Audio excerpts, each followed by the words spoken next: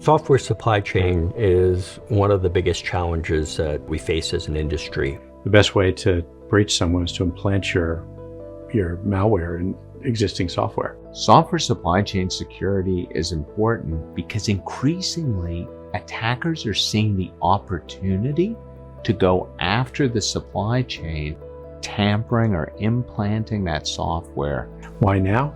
Because that is a wide open area. There isn't a ubiquitous control for it. Huge opportunity and for bad guys and a huge gap in cyber defense. So as a software company, it's very important as part of your quality assurance to make sure you test that software for any tampering or any malware that might have been injected through your supply chain before you're shipping your end product to a customer. I was at Black Hat this year, sat in the CISO forum, which had a couple hundred CISOs in the room. They said they surveyed themselves, number one risk, third-party software supply chain risk. What we're seeing is attackers being able to infiltrate a supplier, maybe even 2 levels back in the software supply chain, and inserting code that was never intended by the manufacturer. I think it's super difficult to unpack the diversity of the formats inside of a packaged piece of software. There can be hundreds and thousands of files in a package of software, all kinds of different file formats, different kinds of binary formats.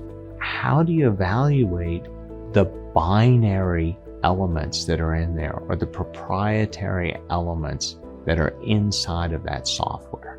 How do you know the risks? The truth is in the binary. ReversingLabs has a time and grade to have the technology to unpack and inspect a wide spectrum of these topics and to actually pull apart a very extensive piece of software. The benefit of Spectra Assure is it goes beyond just code to understand the components within your software.